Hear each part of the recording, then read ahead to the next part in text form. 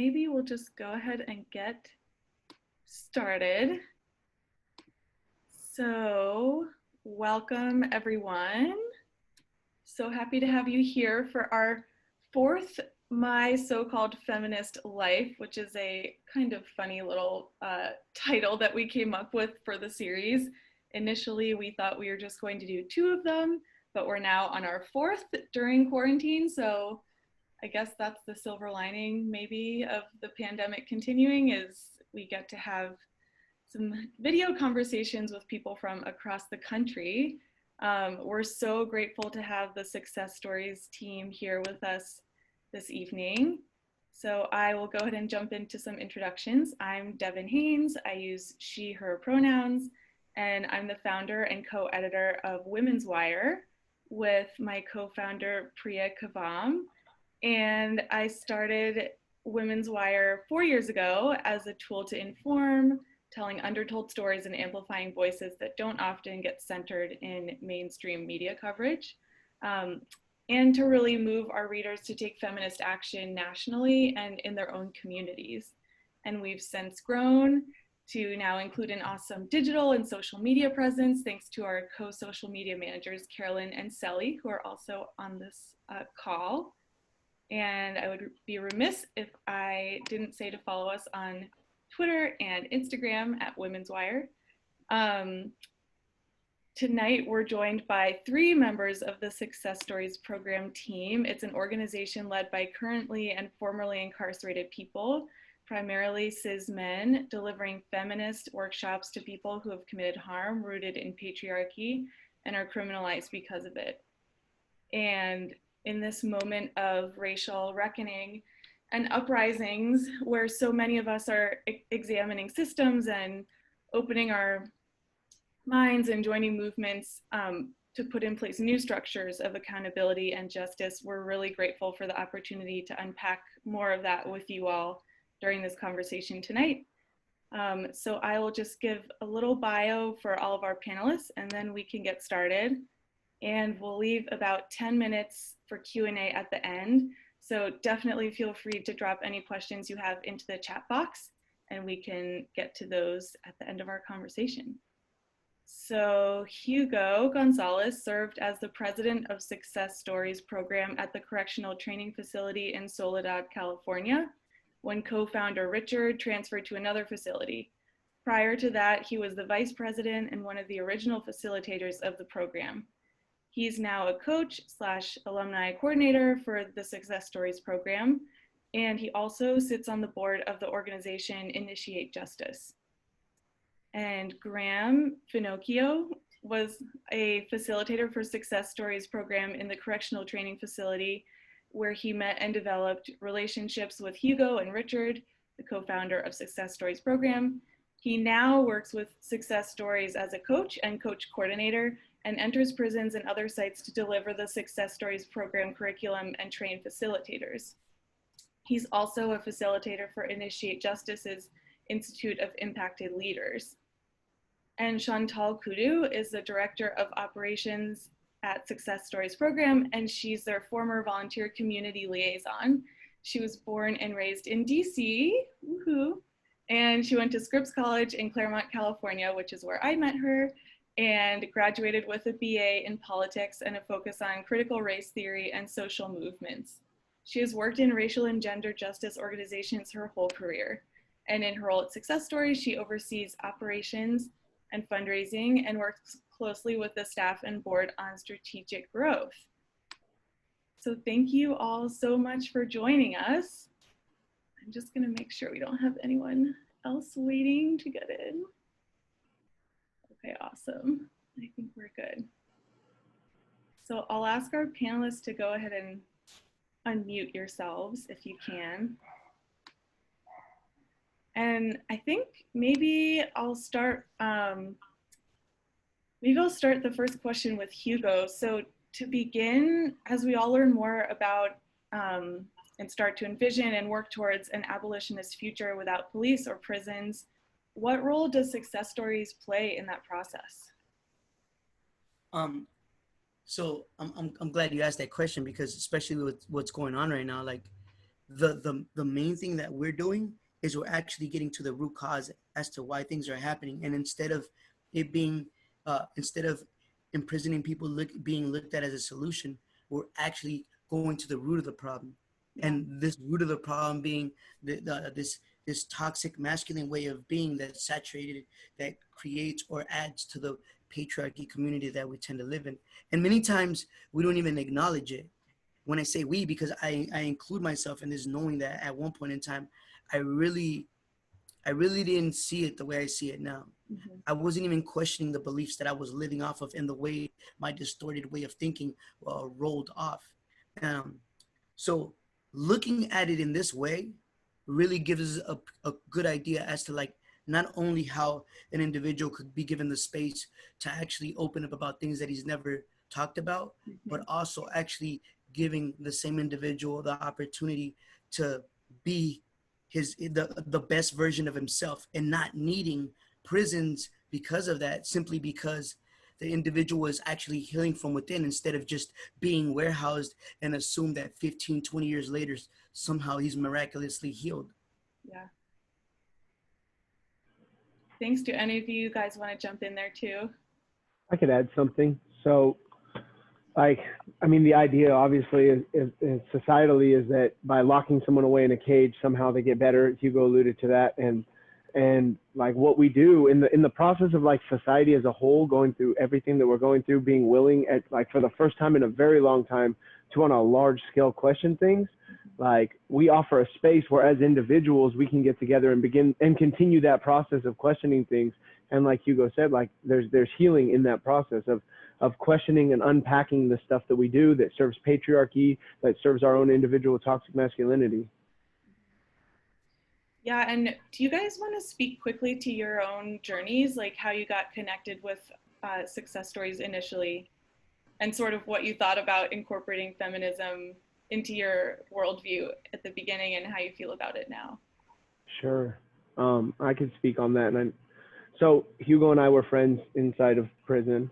I was definitely not on the feminist workshop tip while I was in prison. That was not where I was going with my life. I was continually in trouble. I'd been kicked out of multiple prisons and moved to other prisons, and that's how I found my way to Soledad. But like through a series of unfortunate but also fortunate events, I found myself needing to attend groups. Like I needed to attend groups to get time off my sentence. A lot of the groups didn't want anything to do with me, and one of the ones that was willing to allow, because I had a gang history, I had a lot of baggage that some of the groups that run in prison really don't want that kind of stuff going on. But Success Stories was always different in that like they would invite in people where there would be tough conversations, right? And that's why I was invited in from Hugo and Roy. And so I started attending and immediately pushed back on the patriarchy conversation. There were key things that just didn't sit well with my belief systems. But the one thing I couldn't deny was that like it was the conversation around masks that we wear. Like obviously those three things, you know, violence and athletic combination, objectifying women, pursuit of money, like that's how I was validating my manhood. And because of that, I could realize, like, at least through the course of conversation, continual conversation, that I'd been wearing a mask my entire life. And from that point, and through continuing my relationship with Hugo and Manny and Richie, and then like all the Success Stories groups always being willing to accept the pushback. Like I knew I could go there. I guess what I'm saying is I knew I could go to these groups and tell them that I didn't agree and not be met with obstinance or hatred. And so it provided a space where I could walk out of my gang behavior, my objectification of women and all of these things. And through that process, I found me, like the real me. And I knew at that point, like I had to give this back and I had to go out and work with people, and it's grown from there. Awesome. Cool. Hugo? Yeah, listening to him speak about how he was introduced reminds me of a lot of things. And one of the things that I remember is his pushback. Graham he's very articulate, but at the same time very clever with listening to certain things and then thinking to himself, okay, I'm gonna attack that. And by all means, we welcome that, mainly because our the main thing that we say is you don't have to agree, but if you don't agree, just express why. and let's have a conversation about it. And one of the main things that I remember just when there's a pushback is, okay, so there's a disagreement, but how is that working out for you now? Like living your life in the way that you're living it now, like how is that working out for you? And for me, uh, uh, um, I was the first facilitator in success stories, and the one thing I strongly believe that there's no way that I could deliver something if I don't believe in it. And the one thing, there's many things that made me a believer after this, but one of the main things that really helped me out on understanding was Joe Ehrman, and he broke it down in this way where I was able to relate 100% on acknowledging that I use violence to prove myself more of a man. I used objectifying women and just continuously having this title, being more of a man with the more women that I was with. And I was arrested at the age of 16, and I went to prison, to an adult prison at the age of 16. So at that age, I wasn't really looking at women. It was young teenage girls that I was with. So it just made it clear to me, like, once those things were pointed out on how distorted I was, but not only that, on how all that affected so many other things in my life. And it just became like this domino effect where, like, even being in prison and me telling myself that I didn't have a problem, someone can easily just use a word or two and ignite me like that. So the question was, the self inquiry came in as to, like, why am I willing to run into a wall or a life sentence simply because of certain phrases or of certain beliefs that now I have to prove myself. So just knowing this made it a lot easier for me to be able to deliver to the next person or to a room of cis men that will not say, I don't objectify women. I respect my mom. I respect my girlfriend. I respect my significant other. But the moment we start the conversation as, well, let's talk about how you're living your life. Let's talk about why you're here. Like, why are you sitting in prison right now? Let's talk about our beliefs of what is it that would cause you to explode and why. And then we use phrases. We use words that men just throw out very loosely that can easily ignite people in prison. And we use those phrases, and it's like, why is it that a phrase can ignite you in the way that you're admitting right now that you would? And it's these conversations that allow us to open up to a point where it gets to root issues where individuals start talking about, like, what they missed out in life or what they really yearn for, the attention and affection and love that they felt they were lacking in their life, and the way of covering up fear and hurt with anger, because it just seemed more popular and more manly to say I'm angry instead of saying, like, man, I'm hurt. Yeah. It was looked at as, or it's looked at by many cis men as a weakness to even get emotional or be vulnerable in that way. And what we were doing instead is sharing those vulnerable stories that everyone can relate to, that leaves the knot on the throat, and then really honestly have real conversations and recognizing vulnerability as a strength and not a weakness. Yeah. Yeah, absolutely.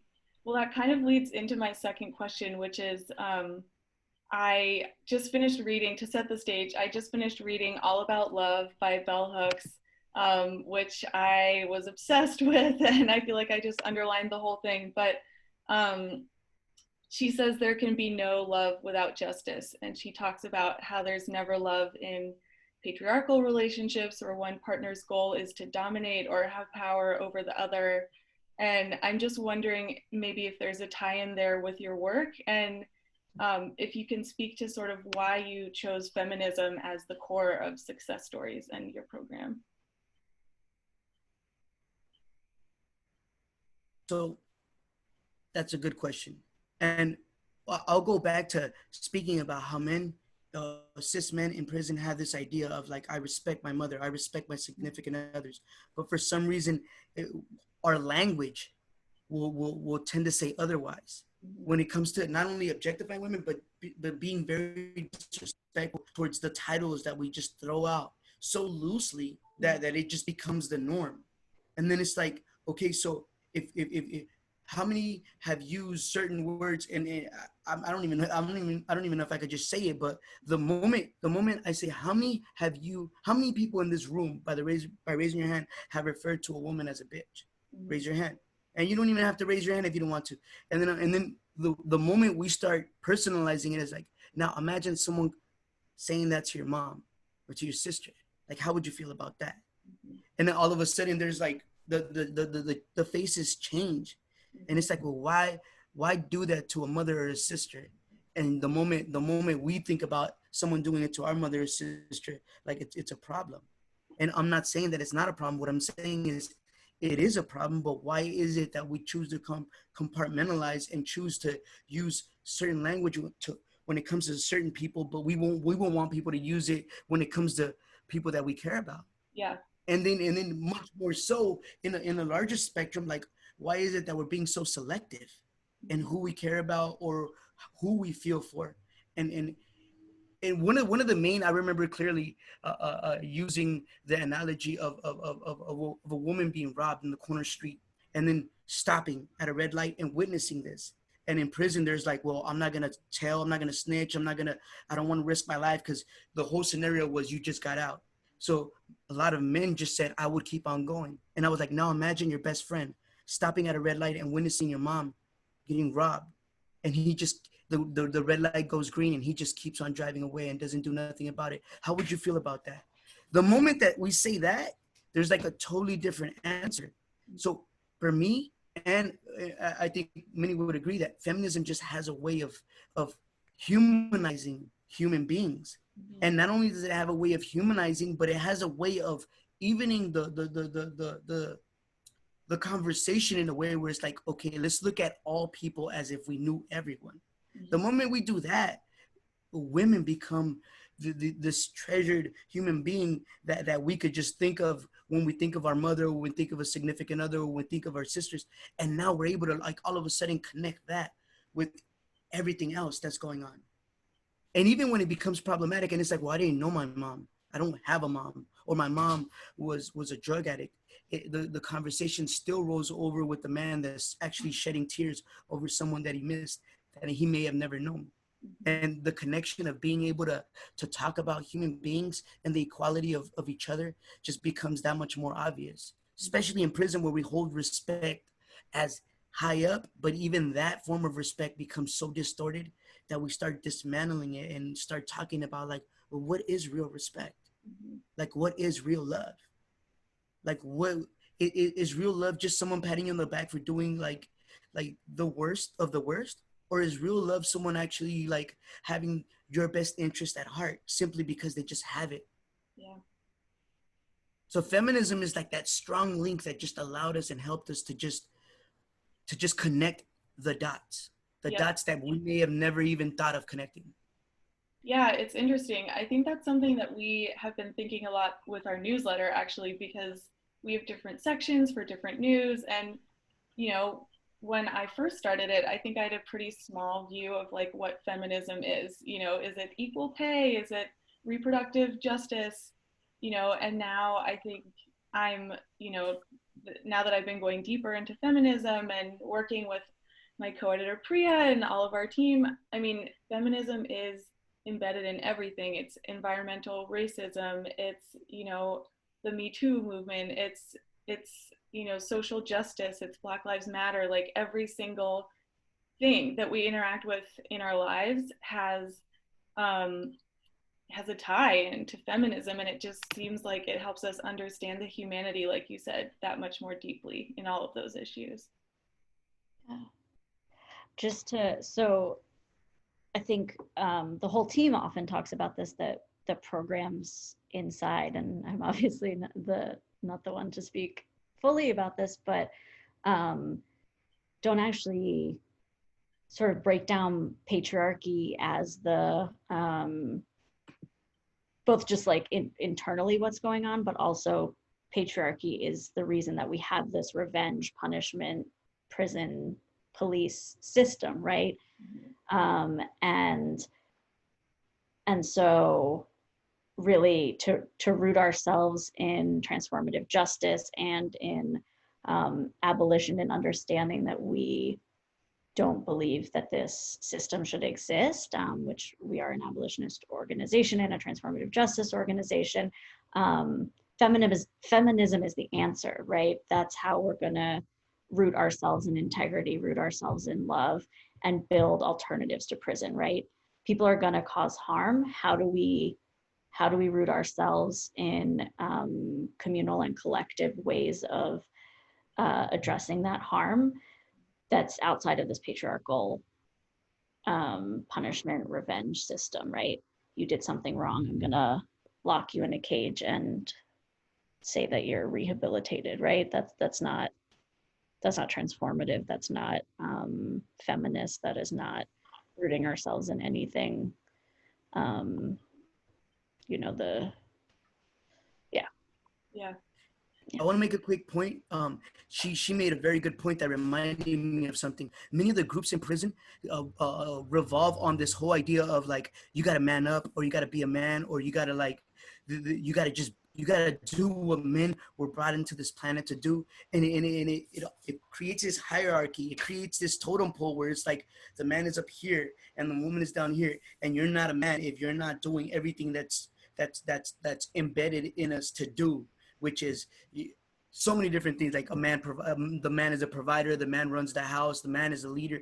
And I'm not saying that there's anything wrong with the man being responsible and providing for his family, but what I am saying is that just because he's a man doesn't make him that. Because my mother was, if that's the case, then my mother was the man of the house. Right. And my grandmother was running things. And that's just the truth. And my aunt runs this house right here. And I wanted to add something too, if I could. Like, one of the most dynamic aspects of like adding feminism to our curriculum inside prison. So you've got folks who've committed acts of harm in most cases, and they're walking through this idea. Like, I can speak for myself. Like, I thought I was a pretty stand-up dude. Like, I went through thinking like I'm honorable and like I take care of this and I do that. And it was all based on these false premises.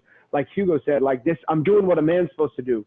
I went to prison for harming a person who had harmed my sister, and I thought I was doing what I was supposed to do, and with no thought to the impact this had on this person or the loss that my sister felt when I went away.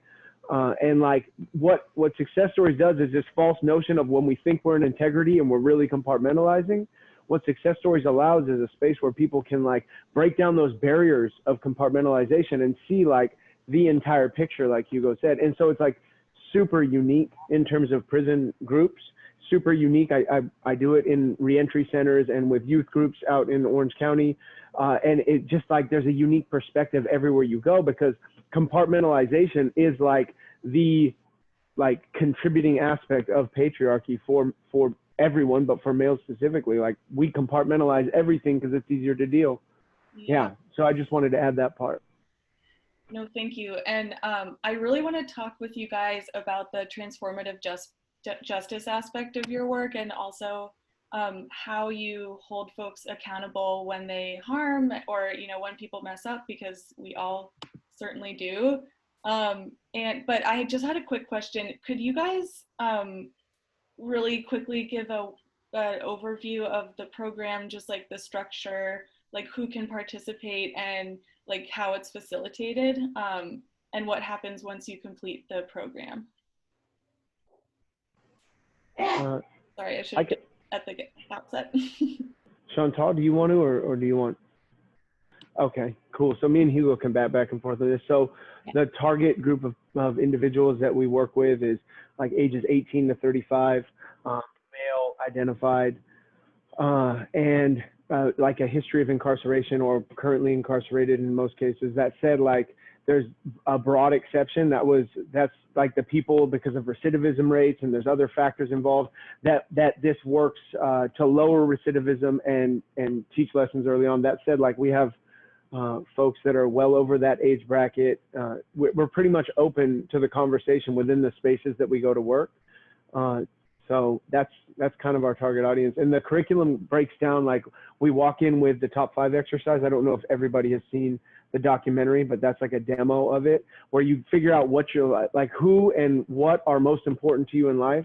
The next couple weeks goes through like a time log process where you're figuring out how to utilize your time to serve those things and where you're not serving those things and people that are important to you. And then we dive into patriarchy, a conversation around patriarchy, screen the documentary, The Mask You Live In, or our own documentary, then discuss through patriarchy workshop and a series of weeks of large, deep discussions, like that aspect and how it played into our lives and how to take that, figure out payoffs and costs and get into integrity.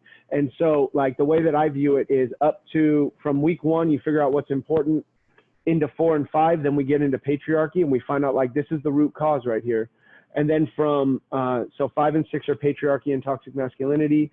7, 8, 9, 10, 11, and 12, like we're going deep into integrity. We're talking about love, belief systems.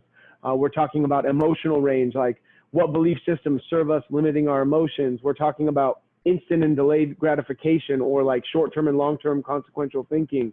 And like by discussing those things, we're really laying the foundation for integrity in our participants' lives. That's great. That's the breakdown.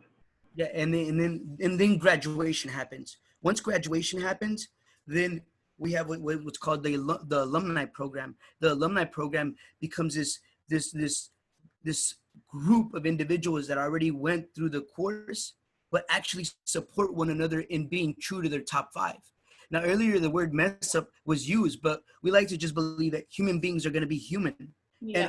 And instead of looking at it as a mess up, we like to look at it as a moment of growth or an opportunity for growth, and then being able to carry on with that growth and continue on back to the top 5 that we could easily hold in our hand. So like the alumni program becomes this lifetime commitment to one another and resources that we throw off to one another in helping each other out, becoming a greater version of ourselves. That's really cool. And so do people sort of continue to meet together? They continue to come together as alumni? So the alumni is still developing. And so as of right now, what we have is a newsletter. And to be honest with you, most of the individuals are still incarcerated.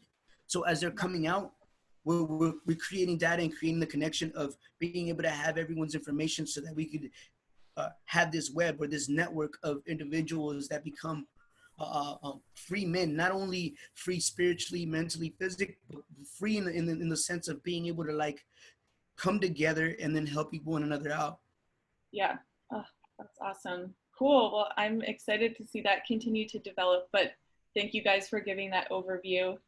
Can I just pop in one little, just to expand on a little of what I think Graham spoke to, is that we really are, there's so much noise happening in my house.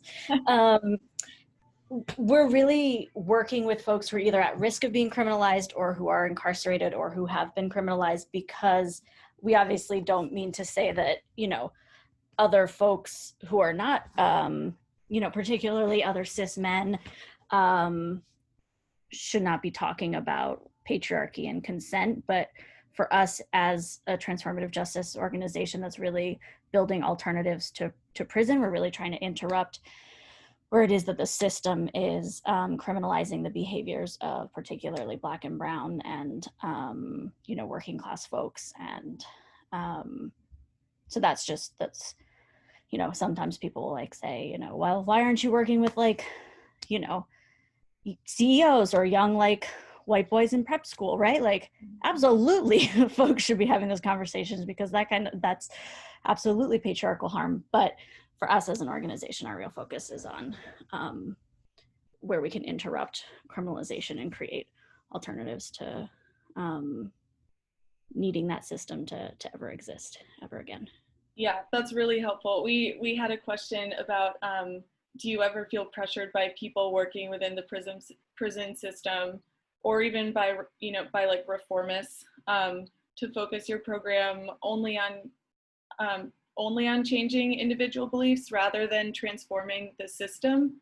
Like, do you ever feel like people sort of try to put you in a box as like almost like a self-help group rather than like really part of the systemic change? For sure. Like we've run into obstacles, and a lot of those obstacles is CDCR.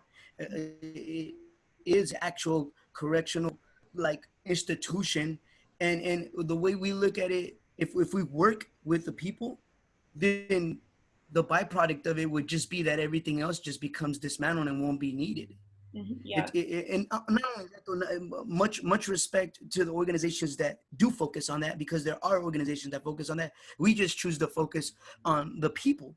Yeah. And if the people are healed, if the people understand, and if the people are living a greater version of themselves in life, then the byproduct of that is we don't need prisons anymore. Yeah, I really appreciate that. Cool. Well, I have one more question. I think we're like quickly running out of time, but I was curious, what question do I want to ask?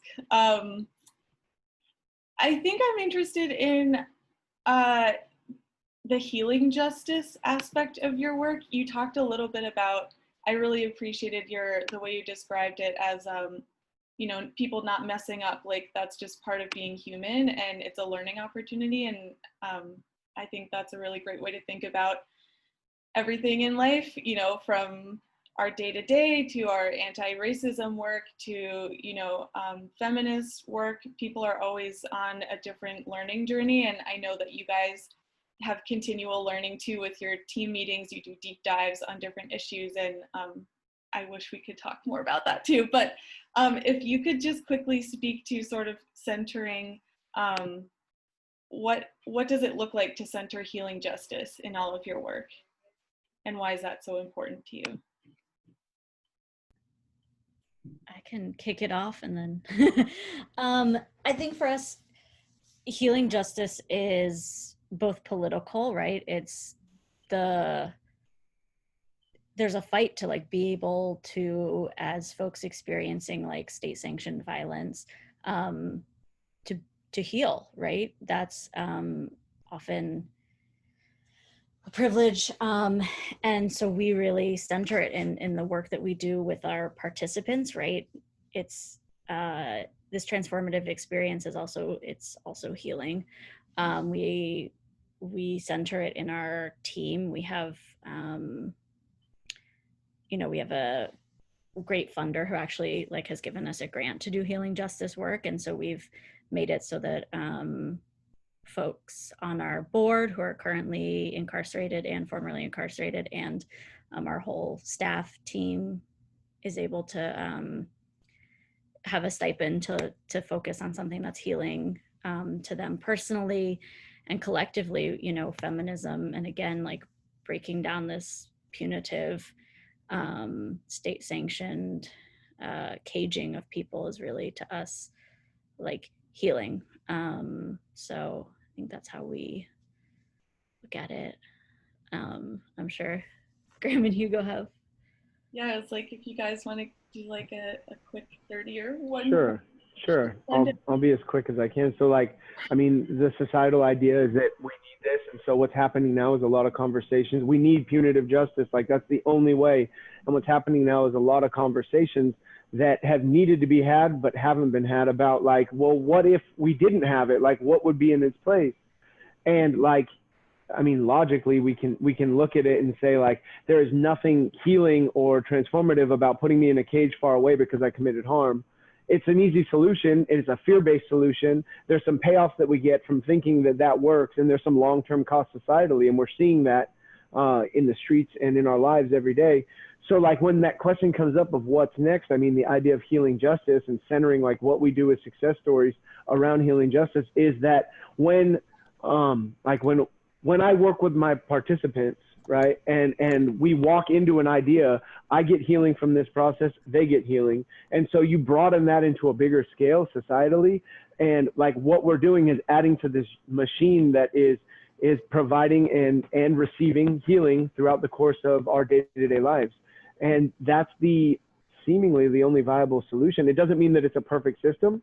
It doesn't mean that healing justice will eliminate harm completely, but over a period of time it can, right? It can, and through punitive justice, that can't. That does nothing but perpetuate harm. Yes. And real quick, what it also does is it allows us to get the true answers to the root causes of why things are happening. It gives us the opportunity to ask why and then really understand the moment we understand, the healing begins, because instead of leaning off this judgmental thing that we automatically come up with, we're able to actually sit down and feel and start understanding why people do what they do, instead of thinking or over like consuming our mind with what we should do to punish. Now we're thinking, what can we do to solve this? Yeah. And healing plays a big role in that, because a word is constantly, a phrase is constantly used nowadays, which is self-care. Well, that's something that we've always needed, but now that COVID has happened, like, it gives us a moment to just stand still and recognize, like, man, I'm lacking some things, but it gives us the opportunity to work on ourselves. And that's what we've been doing in Success Stories. That's awesome. Okay, I'm being told that our time has been extended. Can someone tell me how many more minutes we have? I can't see where. They said unlimited. It It says popped up, it said unlimited. Oh, sweet. Okay. been doing that. It sounds like we just have a bunch of questions. So would you guys be all right continuing until like 6:45? So maybe like 10 more minutes? Okay, cool. Or sorry, 5 more minutes, my math. That's awesome. So yeah, I guess some people were curious if, especially Graham and Hugo, could speak to a moment where like the concept of feminism really clicked for you. Like, is there a moment where you sort of really understood the impact that feminism could have on your life? And someone also was curious whether having that frame has changed the way that you speak with other men in your lives. So, like, when I joke about this with Chantal and Richie, actually, so when I interviewed, because I knew Richie, but of course I went through an interview process and came on as a coach, and the question was asked during the interview, like, how would you feel about identifying as feminist? And I remember my answer being something like, I don't identify as those kind of things. I dropped that when I stopped the gang stuff. I'm not trying to identify, but it was like a pointed answer, because ultimately I was uncomfortable. And after talking to Richie a little later, I said, I would be concerned that, I think I would be concerned of how people would respond to me being who I was versus identifying as that. And you can see how limited that thought stream would be. But I did not see that at the time. And then, like, as I walked through this and began delivering in institutions, because Richie doesn't make it a prerequisite that you identify as a feminist to do the work, because it's a show not tell type of thing, like he says in the documentary. So I began delivering and talking with people, and I remember, like, it felt like an expanding of, like, care and concern for people and for what the individual was going, and, like, learning that this isn't, I think like conceptually it can seem like a lot of terminology coming at you really fast that you don't understand. But it isn't about the terminology at all. It's really just about, like, consideration for the next person, whatever and however, whatever their walk of life is, whatever their belief system is, it's just consideration for this other person. And in that moment, it was like a click, like it felt like a click into place that, like, if this is just about care and consideration for humanity as a whole, I have no problem identifying as a feminist, and that's where I'm at today. And I mean, it's transformed my life in terms of dealing with other men. It's off-putting for some people, right? Like, the conversations are off-putting for, like, my more conservative and different political background family and people, like. But ultimately, like, I don't have a problem discussing it with them, because I feel deeply that this is the right thing to do, and I'm remaining in integrity. So, yeah, that's my story. Thank you. Thank you. I love that he brought that up, because it isn't about the terminology as much as it's very, very simple. And I never really looked at it that way. It turns out that my ignorance was what was complicating it. And one thing that really stands out to me was a conversation that I had with a cousin of mine. And she, we were having a conversation about how a person that we knew was raped a few months before. And then she goes, well, what was she wearing? Or what was she doing? Or what'd she do? And immediately, like, it hit me. And I was like, why would you say that, though? We just agreed that she was raped. And she goes, she was, but I wonder what she did. And I started recognizing that that it's not only men, but women as well. We come together and automatically the blame is not on the person that actually broke the law and violated someone. It's immediately like, what did she do?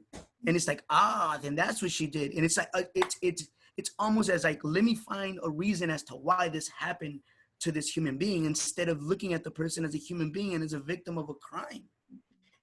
And it really made it very clear for me, like, women have it hard, and it's just men have it in a way where it's like, we have our way of dealing with things, with violence, and let me prove myself. But women are on the other end of it, to where they're continuously blamed for things. A guy comes out of prison with tattoos, there's a whole fan base for that. A woman comes out of prison and with tattoos, and she's like having a problem finding a job. The whole perspective of a woman coming out of prison is totally different from a man coming out of prison. And these are just a few examples. Yeah. So for me, things like that make it a lot easier for me to be able to stand and say, I'm a feminist, 100. I'm not a perfect guy, but I'm a feminist. No, I love that. That's so great. And I guess I don't want to go too far over the time limit that we were giving people. So I will give you guys a chance to just throw out any last thoughts that you may have and that you may want to share with people tuning in. And then I'll close out and also give a reminder about the documentary, your CNN documentary that's screening tomorrow.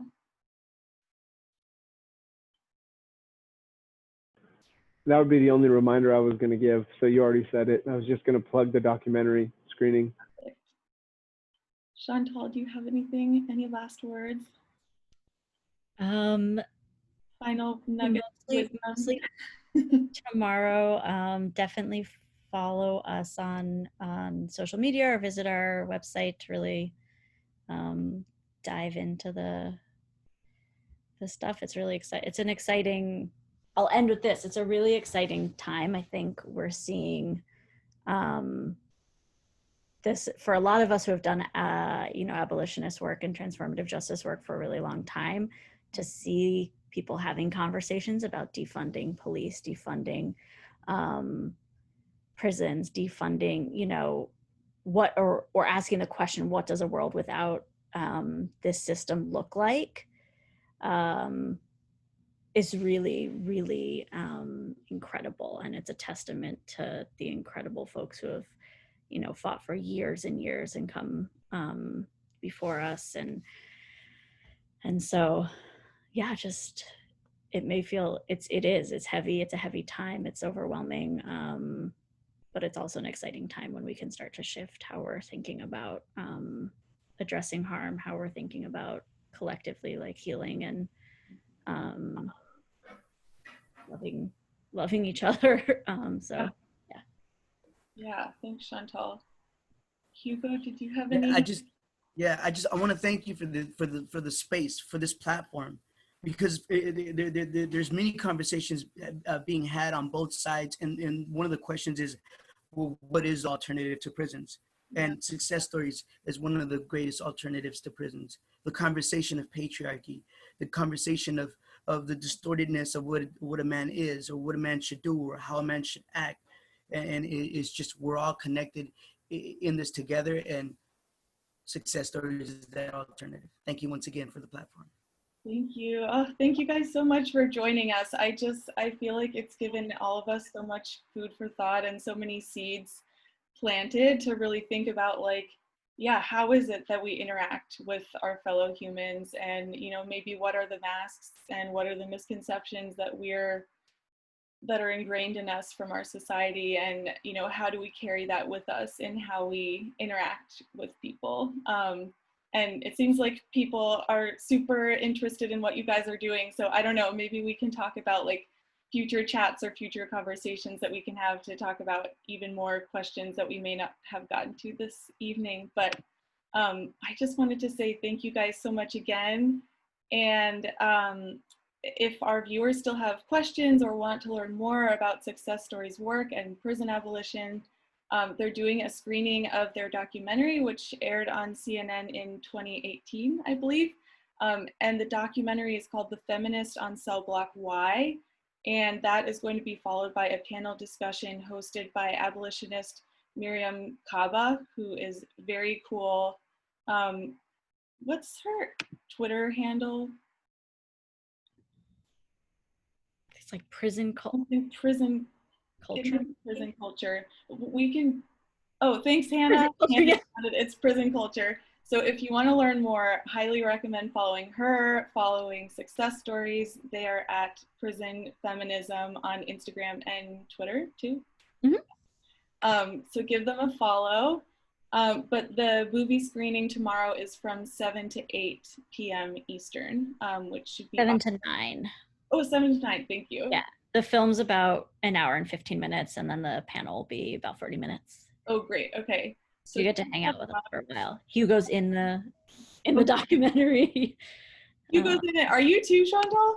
Nope. Graham and I are not. The rest of the team is, and they'll all be on. We'll all be on tomorrow. Got it. So you can follow these success story celebs more during the screening tomorrow. And if you want to sign up, they have all the information on their Instagram. So I think it's just over Zoom. So you can sign up that way. Okay, cool. Yeah, so I put in the link to register. We are nearing our 1,000-person limit, so we're also going to be on Facebook Live. So, but sign up and there's still room.